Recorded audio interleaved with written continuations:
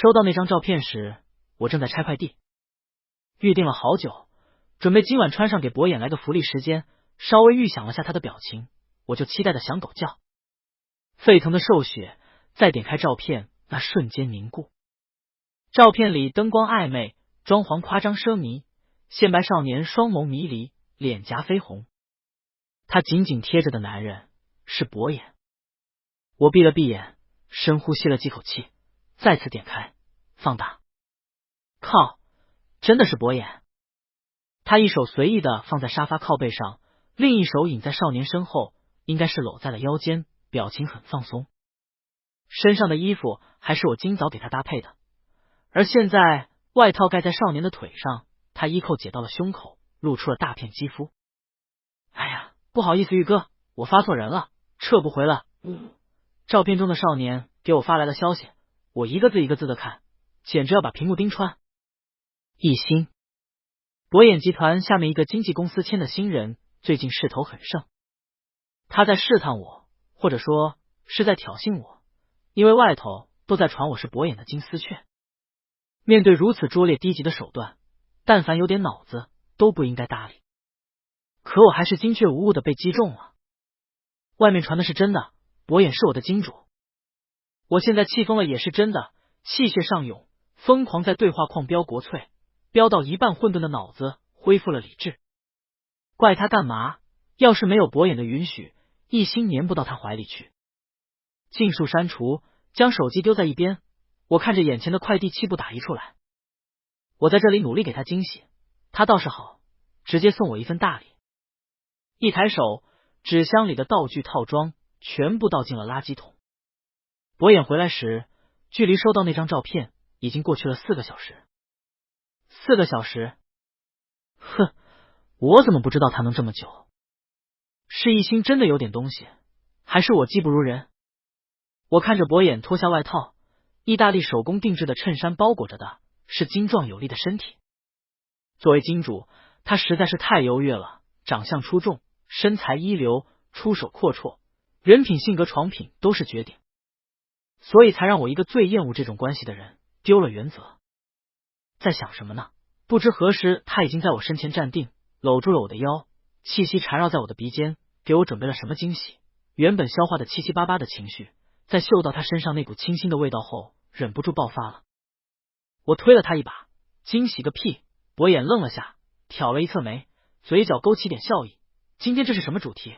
我试了演员，总是心血来潮，拉着博眼进入各种设定的情境，玩角色扮演。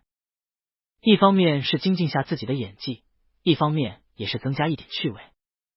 有时候是竞技的骨科兄弟，有时候是办公室领导下属，有时候是偷情的已婚人士。博眼没有嫌弃我幼稚和无聊，每次都配合我演。正因为他这份与冷漠气质截然相反的温柔，才让我越陷越深，无法自拔。金丝雀生出了眷恋，便是越了线。恃宠而骄的太久了，我都忘了金主是不会只有一只金丝雀的。金主是合格的金主，那么金丝雀也要做合格的金丝雀。不追问，不纠缠，不无理取闹。与其被动的等着他来踹我，不如给一个台阶，大家顺着下，好聚好散。吵架要分手的情侣，我抬起眼回答他，博眼闻言却罕见的暗了眸色。不行。他的拒绝很干脆，就算是演也不想听到这2个字。轮到我愣了，搞什么啊？他是想多线发展？我能接受他踹我，但我不能接受他多头兼顾。或许是意识到自己的语气有些冷，他缓和了些，伸手摸了摸我的头。今晚你先睡，公司还有些事没处理完。果然在外面吃饱了，回到家就没胃口了。幸好把套装扔了，不然今晚我可能羞愤到找地缝钻下。我酸涩的心都皱巴巴，脸上却还要尽力掩饰。经纪人和我说过，在这种关系里，最忌讳缺少自知之明。我一直恪守着，所以我决定主动退出，用离开赌一次。在他心里，我比一心重要，他会来挽回我。第二天醒来，被窝里只剩下了我。我慢悠悠起床，慢慢的整理，拉着小行李箱出门时，还自嘲的想，动作已经够慢了，就这样从开始收拾到出门，也不到4个小时。博眼和我的相识不算美好。上学和毕业跑通告那会儿，我遭遇过不少大佬老板的骚扰和暗示，也见证过许多人的沉沦和疯狂。我知道这个圈子的尿性就是这样的，我不反对别人靠某种牺牲获得机会，只是我自己不屑于干。签约公司时，我就挑明了我态度，我不会接受潜规则。那日我刚下了戏，经纪人吞吞吐吐，目光闪烁，和我说有个大老板想认识下我，交个朋友。我想都没想就拒绝了。可是人家听起来挺诚心的，你多个朋友，路也会好走很多。哪个男人得手前不诚心？眼看着他还要劝说，我指了指转角靠墙的男人，随口敷衍道：起码得是那种脸和身材的，我才能考虑下。经纪人闭嘴了。那些走2步就要拉扯下裤腰带的老板，用一身名牌掩饰着层层叠叠的脂肪，一张嘴是山珍海味、名酒名烟发酵多年的味儿。想要变成那个男人的样子，下辈子吧。不过那个男人真的有点好看，今夜长身影倚在那儿，养眼的很。我忍不住多看了几眼，想着在片场没见过这人啊，也不知道单身不单身，值不值。结果经纪人小小声说，这就是那位大老板。我呆住了。男人朝我微微一点头，自报了家门。你好，博眼，薄氏。我记得人家大老板也是个糟老头子，一表人才，怎么还做骗子？一上来还装了个大的，以为我是傻的吗？想到这，我鄙夷的上下打量了下他，冷哼一声。经纪人继续小声旁白，最近刚回国，逐步接手公司，一句话说完是会死吗？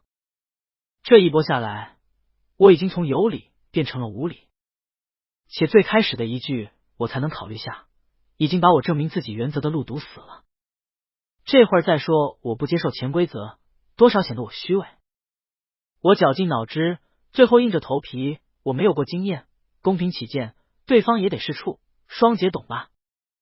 博眼沉静，面庞松动了，浮现出一丝不解。最后他缓缓点头，虽然不懂为什么一起吃一顿饭要考虑这个，但我确实满足你的要求。原本以为大老板都风流，谁他妈想到他刚结束多年精英教育，根本没来得及谈恋爱。等等，谁他妈能想到他真的只是想和我吃一顿饭啊？我很怕孤独，所以把手机消息的震动、提示音、闪光灯全开了，每次来消息都很热闹，我也能第一时间回应。于是那边经纪人在给我报博眼的信息，这边手机自己嗨的好像在蹦迪。博眼没有嫌烦，你好像很忙，是不是占用到你的时间了？忙个屁！这部戏的戏份被天降关系户抢完了，有些重头戏我读剧本的时候还挺喜欢的，但到了演的时候全是飞页，全移给别人了。我收起手机，往嘴里塞了一大块西兰花。不忙，倒是你刚接手集团肯定很辛苦吧？博眼慢条斯理切肉的动作顿了顿，垂下了眼。被架空了，没什么好辛苦的。我意识到我问错了话，不过他竟然会对第一次见面的我如此坦诚。不擅长安慰人，但我鸡汤熬得还行。他们负隅顽抗罢了，你才是大势所趋。想了想，又真心加了句，我觉得一个自律克己的人迟早会成功的。博眼明显怔住了，琥珀色的眸子凝视着我，良久抿唇笑了下。那时候我觉得他是个性格很淡、气场柔和的男人，虽然开了婚后变得有些强势，但对我始终很温柔。日后他势如破竹，以霹雳手段扫除了障碍，坐稳了集团的位置，气势愈发凌人，一个眼神就能吓死人。身边莺莺燕燕多了起来，也没见过他沾染一丝一毫。始终记得那日，他和我吃完饭，将我送到楼下。原本应该大松一口气的我，竟然有点不舍。他过于优秀，我没法不动心。而且我真的空窗太久了，很想有个人能陪陪我。博眼在我去拉门时落了锁。坦白讲，他手指点着方向盘，看得出有一点紧张。我确实不想和你只做朋友。今天没有行程，我躺在酒店里玩手机，变着法子搜艺兴和博眼，没搜到任何新闻。当初我和博眼在一块后，第二天就传起了小道消息。这世界上哪有不透风的墙？除非博眼从源头上掐断了。他这么想保护一心吗？怎么没想过顾及一下我的感受？心脏泛起密密麻麻的疼，眼睛盯屏幕太久，又酸又胀，我随手就扔到了一旁。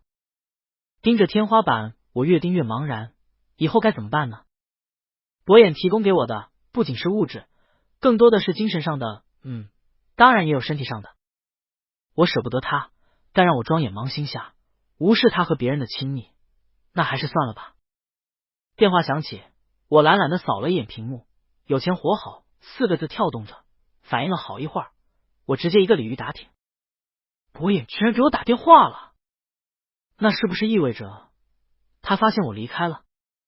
虽然我和博眼认识没几天就降了酿了，但我始终没过去心里那个坎，怕被人说闲话，不让他给我打电话，只发信息。眼下他直接给我打电话，看来是急了。哦要，他还是在乎我。手指悬在接听键上，等等，接太快会不会显得我很上赶着？决定等10秒再接，结果到第8秒，电话挂断了。我不可置信的瞪大了眼，手指一颤，直接按了回拨。这下好了，矜持没装成一点，反而更加显得我在意。博眼的声音有点闷。管家说你一早出门了，我尽量显得冷淡。我记得你今天没有行程，行，合着是来查岗的，倒打一耙来了。私人行程不行吗？电话那头陷入了沉默，僵持了一会，我犹豫着要不要先开口，就听到听筒里传来了软糯的一声博总。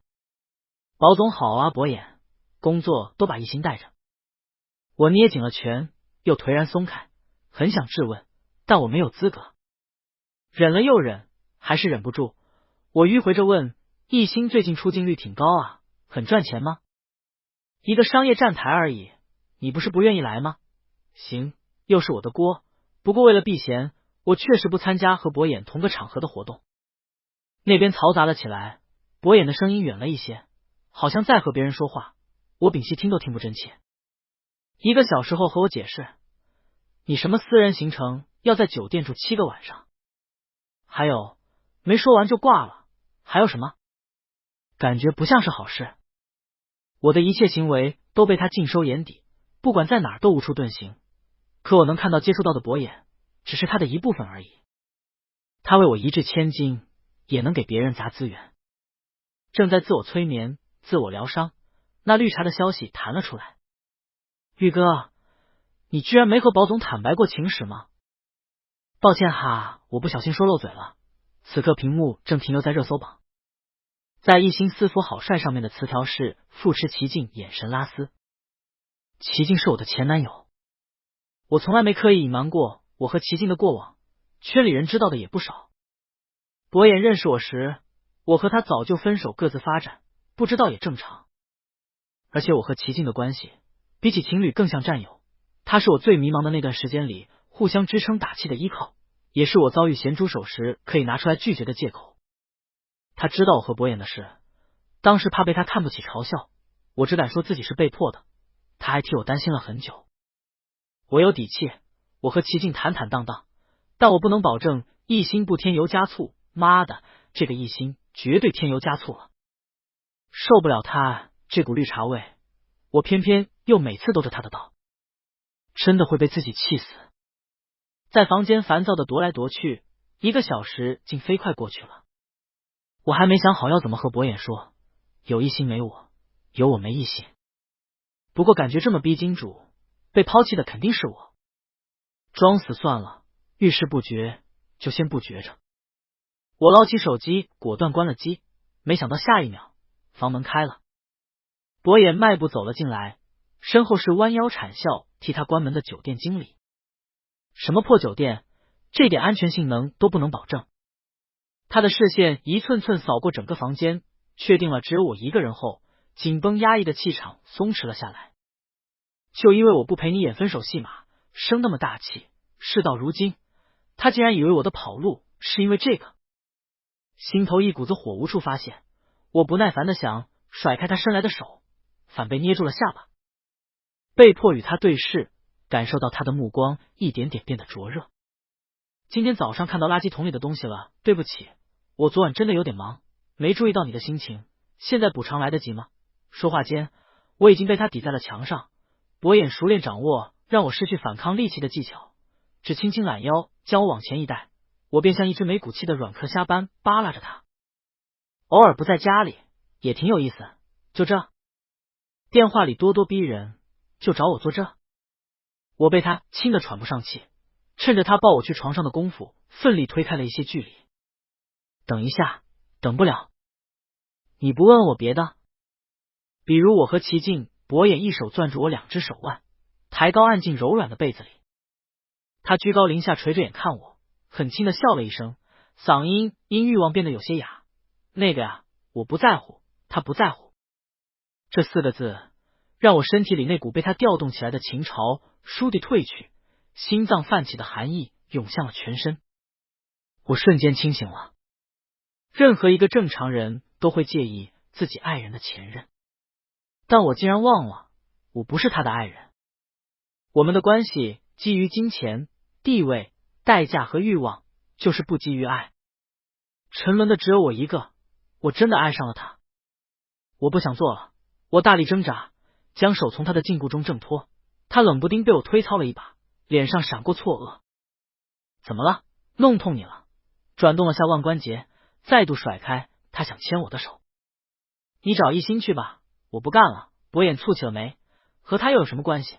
我愣了下，好啊，这就已经维护上了，幸好我主动先离开了，不然最后得有多狼狈。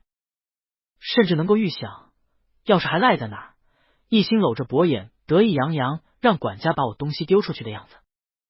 我说我不干了，你去找别人，我也无所谓，懂吗？我不玩了，我们结束了。闻言，博眼的表情立刻沉了下来，眸色晦暗，语气里有警告意味。点到为止，乔玉，别演过头了。说着，双手捧住我的脸，又狠狠吻了上来。比起刚才的温柔挑逗，这次带了拆吞入腹的狠劲。我艰难的攫取微薄的氧气，感觉肺要炸了，头脑发昏，嘴唇仿佛已经不是自己的，四肢也使不上劲，有最后一丝力气咬上了他的舌尖。血腥味瞬间弥漫在整个口腔，博眼停了动作，他的胸口起伏着，不可置信的盯着我。你是认真的？我别过眼，指着门指尖发颤。你走吧。不知过了多久，他甩门离去，我慢慢滑坐到了地板上，大脑依然有些刺痛，不断盘旋着他说的不在乎。到底是美梦一场，是我僭越，是我自以为是，是我痴心妄想。我灰愤的样子把经纪人吓了一跳。哎呦，祖宗，你这状态我都不敢让你上镜，其实只是失眠了一晚上而已。我睁着眼，理明白了自己纷乱的心意。想要继续这样的关系，又奢望博眼能爱我，并且只爱我，我的这份奢望与我们这段关系的本质产生了矛盾，所以我会不满又痛苦，别扭又矫情。我看了行程单，一个综艺而已，还是能撑的。要不给你推了吧，你前男友他们那个组合临时安排进来了，可能会有点敏感。有段时间没见过齐静了，他和他的队友卖腐卖到飞起，别人或许看不出，我一眼就知道他是来真的。比起我爱上自己的金主，他爱上直男好像更可怜一些。不用推掉，我去，好想找个人倾诉一下，再憋着我要憋坏了。我没什么交心的朋友，齐静算得上一个。综艺录制的当天，我到得很早。托博眼的福，我发展的还算可以，摆脱了任人拿捏的胡逼状态，走到哪儿都有人恭敬的打招呼。瞄了一眼演播厅旁的桌子，上面摆着满满当当的慰问零食和水果。不管参加什么活动，博眼都会安排人以我的名义给工作人员发福利，吃人嘴短，拿人手软。就算有些人不喜欢我，表面上也会客客气气的。明明我俩才吵完架，他竟然还想着这一点。不过也有可能是早就预定好的，手下人照办罢了。往嘴里塞了块小蛋糕，刚咽下就看到齐静进门，一种看到娘家人的亲切感瞬间就驱散了心里的不痛快。意识反应过来前，身体已经扑到了他身上。滚远点，发什么疯，呜呜还是那么口是心非，是熟悉的感觉。单方面亲昵了一会，背上忽然有点毛毛的，扭头撞上了一道不怎么友善的视线，是齐静的队友和他捆 CP 卖腐的那个直男。这好像也不太直啊，他自己可能都没意识到，他的目光锋利到好像要把我骗成脆皮呀。我退后了一步，饶有兴味的打量了一下两个人，有点意思。他俩这状态，干搓都搓出火星子了，我加点油，火势哪还控制得住？综艺录制节奏比较快，没什么多余的时间和齐静聊天。一结束，我立刻追上了他。不知道他怀念不怀念以前赚了一点钱，去夜宵摊买烧烤和啤酒，回家窝在沙发看电影的放松时间。反正我挺怀念的。手机里经纪人还在唠叨，让我服个软，别得罪了博眼。懒得回他，刚要收起手机，余光瞄到了后方不远处停着的一辆车，有点眼熟。我打开了前置摄像，在齐静的抗拒中拽着他拍了一张自拍。你敢发出去，我杀了你！哎呦，知道了，留个念不行吗？一边随口回他，一边放大照片。确实是博眼的车，但看不清车里的人是不是他。我的心砰砰跳了起来。这档节目不是他的资源，没道理他会来。难道说他是来等我的？说好不在乎，其实介意，我和齐静介意的不得了吧？博眼，我按捺住心中的澎湃，挽上了齐静的手，凑过去着他的屏幕。我是专业演员，对角度分镜十分敏感，我敢保证那边看过来，此刻我俩就像是在耳鬓厮磨一般。来啊，甩开车门，快步走过来，大力把我拽回去，塞回车上就地掘倒，僵持着动作等了一会，稍微偏过头去瞥了一眼，原本停着车的地方已经空空荡荡，他不知何时已经驶离了。别吐啊，吐了给你扔出去。酒罐摆了一地，看起来喝的确实凶，但我只会把自己喝到撑，远远不会醉。我那个不靠谱的老爹，在我出生没多久就拿筷子蘸白酒塞我嘴里，导致我的酒龄和年龄一样大。醉是醉不了一点，但有些酒疯还是可以借着这个由头撒一撒。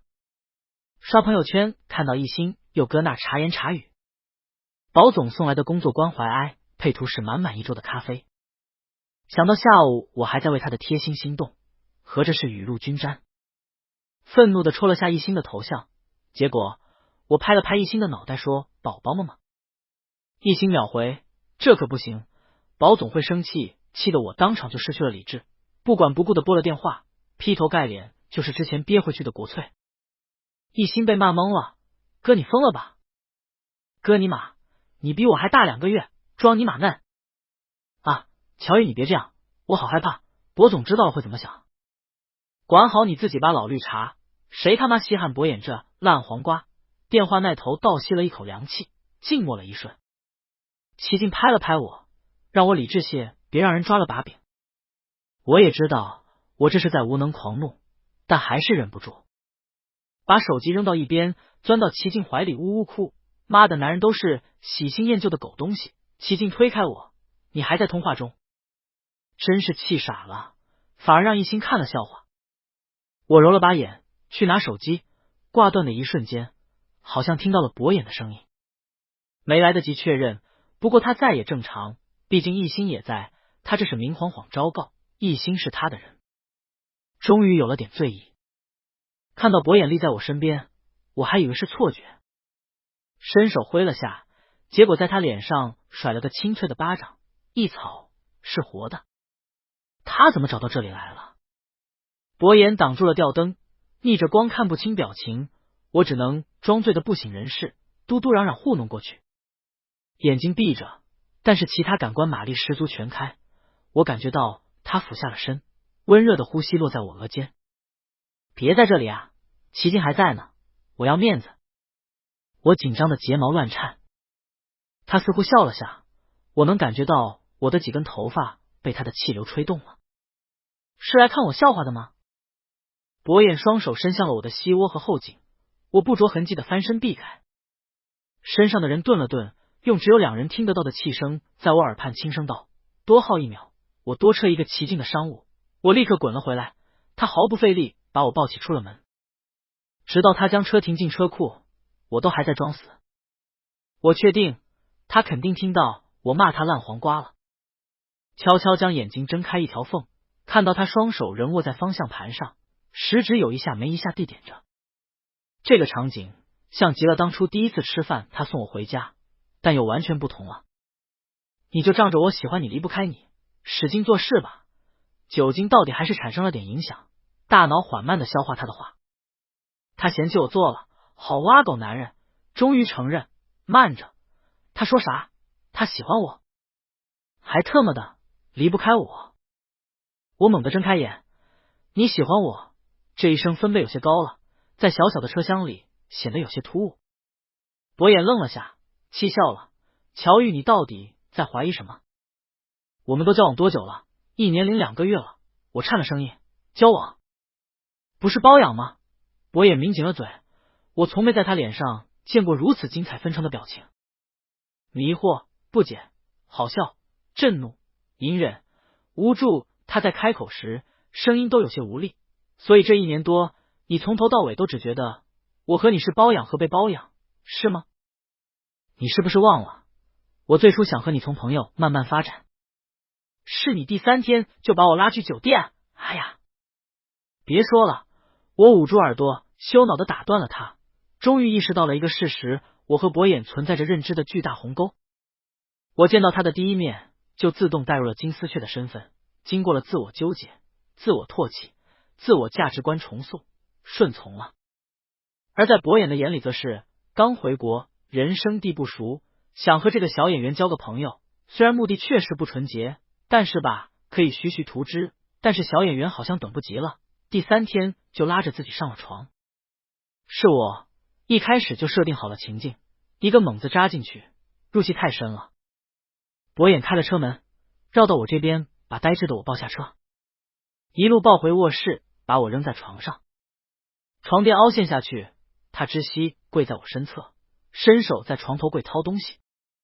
干什么？继续酒店没干完的事。刚才被他呛了一声，失去了底气。明明还有很多膈应的点，他没解释。只是我现在大脑乱得很，那些疑问像在抽水马桶里按下冲水键般，一个都抓不住。拼命抓住了一些片段，我来不及组织成语言，就质问了出来。你说你不在乎的，还送咖啡，还盖外套，4个小时，你怎么可以和别人4个小时？博眼衣服脱了一半停了下来，微微拧着眉，似乎在努力解析我的问题。我说我不在乎，是不在乎你的过去。但是博眼垂下眼，神情凛凛，不代表我不介意。你现在和他拉拉扯扯，今天要不是让司机来接你，正好撞见，你该不会打算在他家过夜吧？我理亏，只能嗫嚅着辩驳，没有的，我和他现在只是好朋友，他什么都不会对我做的，而且他现在有喜欢的人了。博眼满意的浅啄在我嘴角，好像还有什么没回答，是什么来着？可博眼已经让我无法思考。意识朦胧中，我瞄到了地上的外套，一个机灵响了起来，居然被他糊弄过去了。我和他算是在正式交往，那他和艺兴又是什么？劈腿吗？我立刻双手抵在博眼肩头，将他推开，气愤到身体发抖，想踹他又没有力气。艺兴呢？博眼眼底猩红，脸上附着一层薄薄的汗，喘息粗重。你确定要现在提第3个人的名字？怎么不能提？舍不得。也对，和他才能4个小时。他撑起身，蹙了眉，显然是有些不耐烦。从刚才就一直在说什么4小时，到底是什么？还装傻。我一个委屈，直接坐了起来，也不管他听不听得清，一股脑耗了出来。眼看着他的脸色由阴转霁，又转多云，再到乌云密布。他冷声道：照片让我看一下。我划开屏幕，点进消息递给他，他只扫了一眼就还给了我。那晚我应酬喝多了，你不喜欢烟酒味，所以在外面散完味道，醒了酒才回来。至于这张照片，我明天给你答复。怎么还要明天啊？是现编编不出借口吗？但不知为何，我稍稍心安了些。这一番下来，旖旎气氛早就散了个干净。博眼捏了捏眉心，没好气道：嘴巴长在那里，除了用来吻我，还可以问我，知道吗？我承认我内心戏事多了那么一点点，但我之前也不知道我们在交往，也不敢质问啊。没想到他说的给我答复是直接把我带回薄家老宅。我怂了，倒不是我自卑，好吧，是有那么一点自卑，但更多的是我还没从金丝雀的身份中脱离出来，入戏太久了，抽离了有些不适应。在我的理解里，金丝雀是不能进入这样的场合的。薄家父母很和善，用餐期间氛围不错，我紧绷的神经稍微放松了些，直到一心出现在大门口。